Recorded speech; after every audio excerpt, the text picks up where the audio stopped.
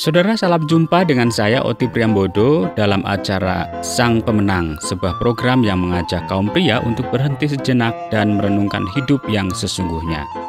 Bersama saya saat ini, Pendeta Eslomanik yang sudah siap untuk menyampaikan pesan-pesan bagi kaum pria. Kita akan tahu tentang sebuah topik, yaitu raihlah hidup yang sesungguhnya.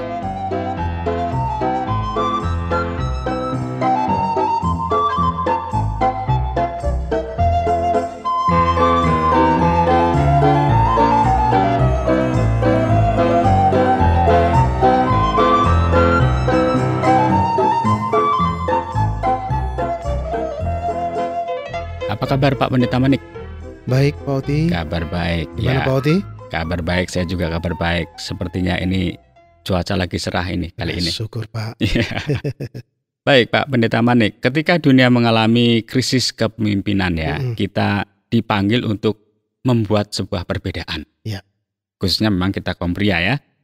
Kita sebagai kaum pria dipanggil untuk sesuatu yang besar, dan bahkan jika kita terpleset dan jatuh, kita bisa bangun dan menikmati kemenangan kembali karena bersama dengan Tuhan.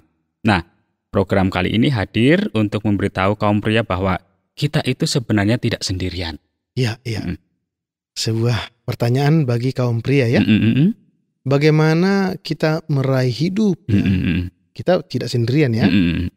Nah, sudah menemukan hidup yang layak untuk dijalani. Nah, ada sebuah statistik yang mengejutkan di Amerika, Pak. Ini berbicara tentang kaum pria nih? Iya. Bagaimana? 59% pria muda yang berusia antara 18 dan 24 tahun, mereka tinggal di rumah. Mereka berada di rumah ya. Yang berarti mereka tinggal dengan orang tua mereka. Nah, hampir 60% dari orang tua sekarang menyediakan uang untuk anak-anak mereka yang menginjak dewasa.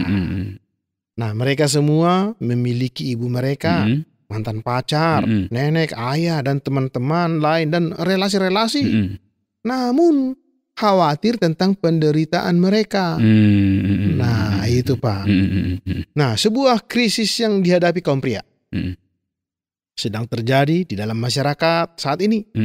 Hal apapun yang bagi kita merupakan penyebabnya, pasar kerja, utang pinjaman mahasiswa, penurunan ekonomi, biaya hidup yang tinggi, atau stres urbanisasi, semua ini tidak harus menjadi faktor penentu tentang bagaimana kita menghadapi hidup. Gitu Pak. Nah, ada satu jalan ke depan, dan jalan itu adalah ke atas. Jadi sepertinya tadi ketika saya mengikuti apa yang disampaikan oleh Pak Manik, kayaknya kita justru membuat kita menjadi stres. Ternyata ada jalan keluar ya. Iya, jadi bahwa pria itu tidak sendiri. Lebih lanjut, ini kira-kira maksudnya bagaimana apa yang disampaikan Pak Manik ini? Iya, ketika kita menaiki satu tangga dengan kecepatan penuh ya, dan akhirnya tiba di puncak, kita menyadari bahwa tangga tersebut ternyata menyandar pada dinding yang salah. Bayangkan bahwa kita sudah berjuang sepanjang seluruh hidup kita ya, untuk satu tujuan yang ternyata tidak dapat kita capai. Sesuatu yang tidak dapat diwujudkan. Satu harapan atau rencana yang sia-sia. Ini satu kerugian ya. Sangat rugi. Sungguh luar biasa ya. Sungguh satu kesia-siaan. Nah, ini dia. Yesus menyampaikan satu perumpamaan tentang orang kaya ya, yang memperoleh panen dan memutuskan untuk membangun lumbung yang lebih besar, untuk menyimpan semua gandum dan barang-barangnya ya. Kemudian alih-alih memberikan kepada Allah kehormatan, nah ia berkata kepada dirinya sendiri, "Jiwaku, engkau memiliki banyak barang, tertimbun untuk bertahun-tahun lamanya. Beristirahatlah, makanlah, minumlah, dan bersenang-senanglah." Tetapi firman Allah kepadanya, "Hai engkau orang bodoh, pada malam ini juga jiwamu akan diambil darimu. Dan apa yang telah kau sediakan untuk disiapkan itu nanti. Begitu juga dengan orang yang menyimpan harta bagi dirinya sendiri dan tidak kaya di hadapan Allah." Itu tertulis di Lukas 12 ayat 16-20 Pak. Baik, kalau gitu menurut saya ini apa yang kita maksudkan, yang tadi dimaksudkan oleh Pak Pendeta Manik juga bahwa untuk menyelesaikan dengan baik perlombaan dalam kehidupan, maka kita harus memiliki sebuah tujuan yang benar. Iya. Jadi kita harus kembali kepada firman Allah supaya Kembali tujuan kita kepada benar ya. firman Allah, betul. Iya. Saya mengajak kita lagi untuk melihat firman Allah yang ada di dalam 1 Timotius 6 ayat 17 sampai 19. Oh ya, Bapak Pendeta Manik. Sepertinya ini Pak Pendeta Manik mengajak kita kembali untuk melihat hal-hal yang perlu dipertanyakan dalam bagian firman Tuhan ini ya. Iya. Sebagaimana yang biasa Bapak sampaikan bahwa untuk merenungkan bagian firman Tuhan dalam saat teduh kita, ada beberapa pertanyaan yang harus diajukan. Iya. Nah, apakah ada satu perintah untuk Ya, ditaati? perintah, ya. Nah, kemudian adakah satu janji untuk diklaim? Amin. Kemudian apakah ada satu dosa untuk dihindari? Ya. Dan apakah ada satu aplikasi untuk diterapkan? Ya, penerapannya ya. Dan terakhir, ini seperti biasa kalau Pak Manik sampaikan, apakah ada sesuatu yang baru yang dapat kita pelajari tentang Kita Allah? pelajari. Betul, ya. Jadi kita akan melihat bagian-bagian itu. Iya Pak ya. Dari tadi 1 Timotius 6 ayat 17 sampai 19. Silakan Pak Oti bisa membacanya. Baik Pak Pendeta Manik, saya akan membacakannya. Peringatkanlah orang-orang kaya di dunia ini agar mereka jangan tinggi hati dan jangan berharap pada sesuatu yang tak tentu seperti kekayaan, melainkan pada Allah yang dalam kekayaannya memberikan kepada kita segala sesuatu untuk dinikmati. Peringatkanlah agar mereka itu berbuat baik, menjadi kaya dalam perbuatan baik, suka memberi dan membagi, dan dengan demikian mengumpulkan suatu harta sebagai dasar yang baik bagi dirinya di waktu yang akan datang untuk mencapai hidup yang sebenarnya.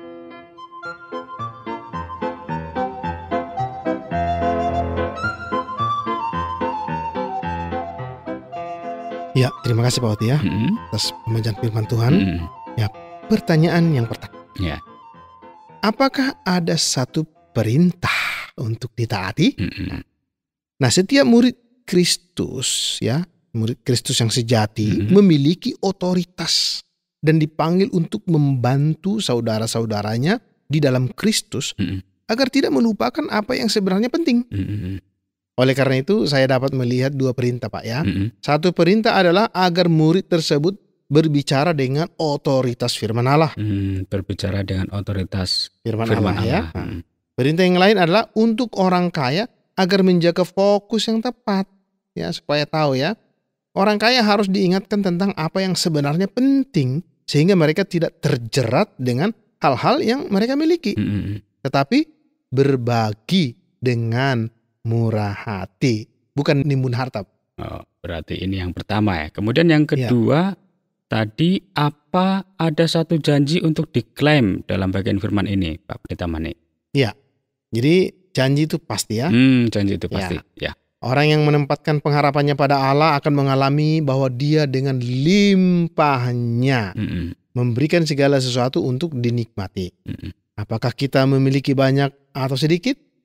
Saya telah bertemu banyak orang Pak ya, yang sangat menggembirakan yang memiliki sedikit uang, ini sedikit uang ya, tetapi yang memiliki kedamaian. Walaupun uang sedikit tetapi ada kedamaian. Kedamaian dan kepercayaan kepada Allah mereka. Nah, janji yang lain bagi orang-orang kaya adalah bahwa jika mereka menggunakan sumber-sumber mereka untuk berbagi dengan murah hati, ya sekali lagi dengan murah hati, ya dengan mereka yang membutuhkan. Yang membutuhkan ya, bukan menginginkan ya. Nah, mereka berinvestasi dalam harta di surga dan menjadi hidup yang bermakna. Kemudian yang ketiga ini, sepertinya tadi yang kedua, sekarang yang ketiga ya. Apakah ada satu dosa untuk dihindari Pak Pendeta Manik? Ya, sebenarnya ada dua Pak ya. Kita membaca bahwa orang kaya diperingatkan ya tentang bahaya kesombongan dan ketidakpercayaan. Arogansi adalah kesombongan. Jika superioritas dan merasa diri merdeka dari Allah dan karena itu adalah dosa. Maksudnya sikap superioritas seperti itu ya. Nah itu ya, keangkuhan, arogansi ya. Dosa kedua adalah untuk menempatkan pengharapan kita pada kekayaan atau harta benda ya. Menolak klaim Allah untuk menjadi yang utama dalam hidup kita. Nah, membuat harta sebagai prioritas adalah sama dengan penyembahan berhala.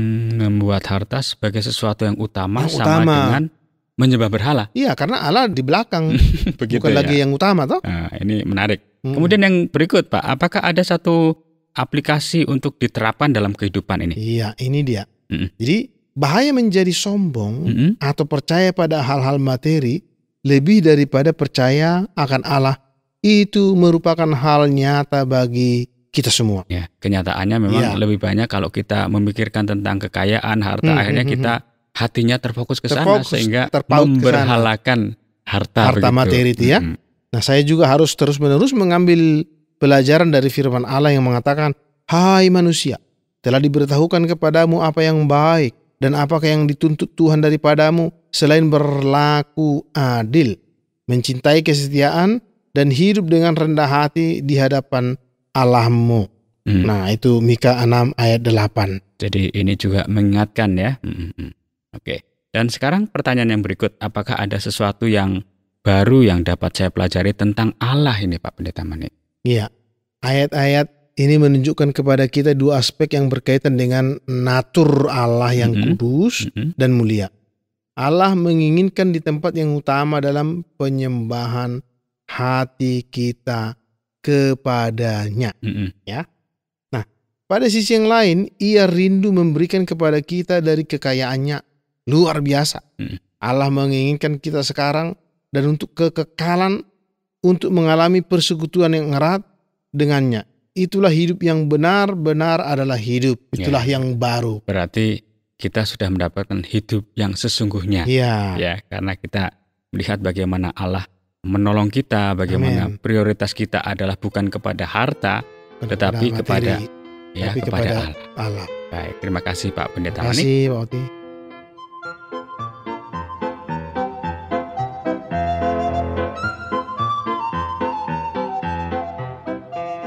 Saudara, tiba saatnya saya mohon pamit dari hadapan Anda. Harapan saya Anda beroleh manfaat dari apa yang kami sajikan. Bila Anda ingin menanggapi acara ini, kirimkan surat Anda ke acara Sang Pemenang, Tromol Pos 261, Batu 65302, atau SMS 081 333 777 386, atau melalui email siaran@ytwr.org. Sampai jumpa.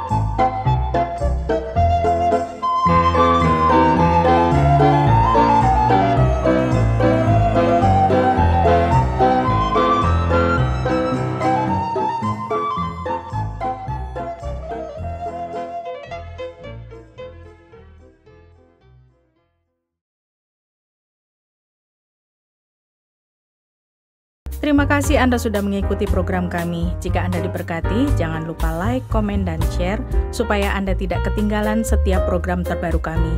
Jangan lupa juga untuk subscribe channelnya dan nyalakan loncengnya. Jika Anda ingin mendukung pelayanan kami, bisa melalui rekening kami berikut ini atau menghubungi kami di sini.